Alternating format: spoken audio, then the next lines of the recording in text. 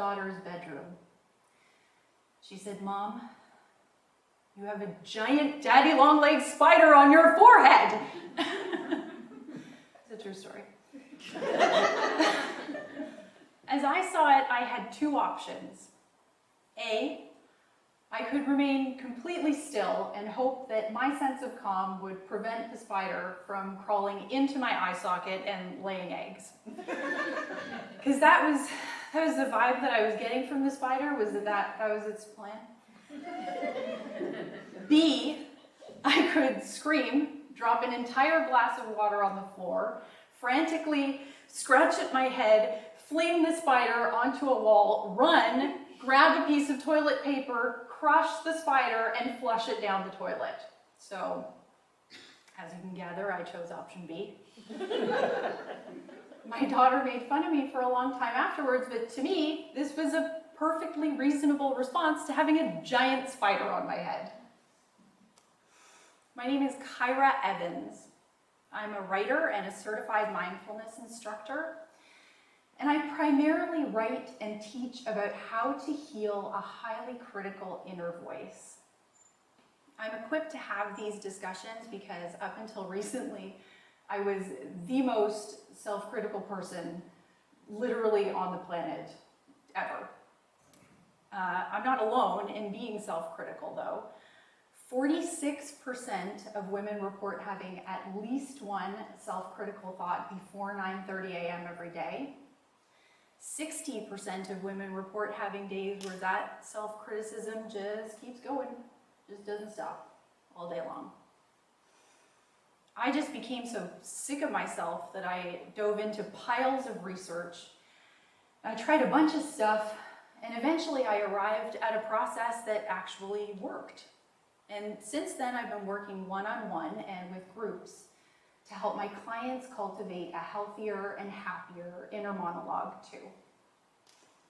So the interesting thing is that the people who read my writing and the people who come to me as clients, the people who are struggling with self-criticism, these are high performers.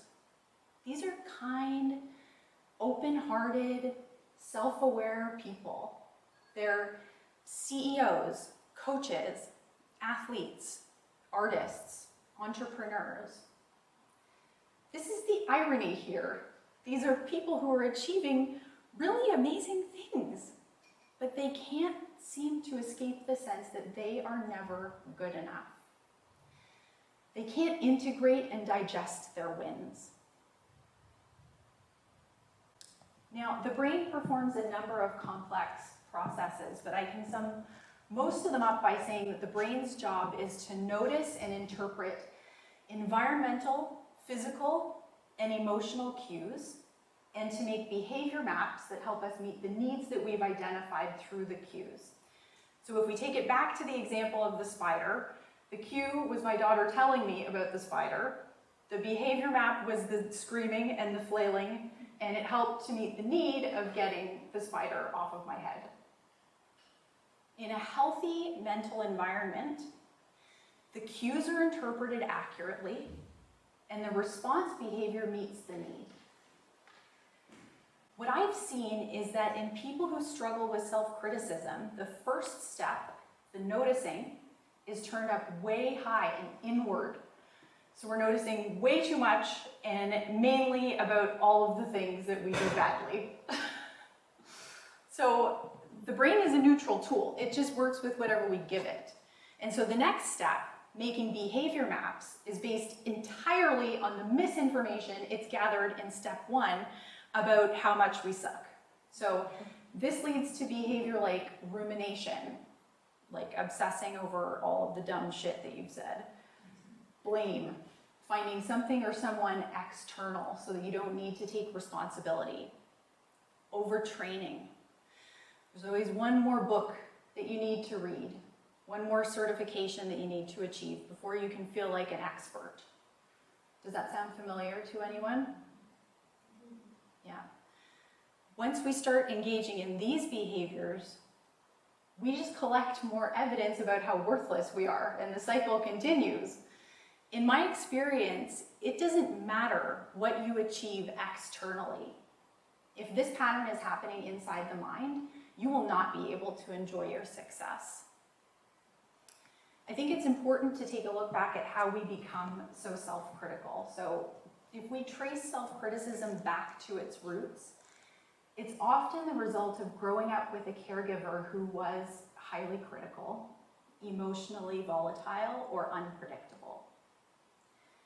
As kids, we want to gain their love and acceptance. And so we begin a practice of scanning our behavior for possible areas where we might be rejected or punished. The subconscious intention is to find out what's wrong with us before someone else does. The brain is just trying to help. And in many cases, this might have actually been a helpful coping mechanism in childhood, depending on how we grew up. The trouble is that as adults, self-criticism has the opposite effect. It's a barrier to our success.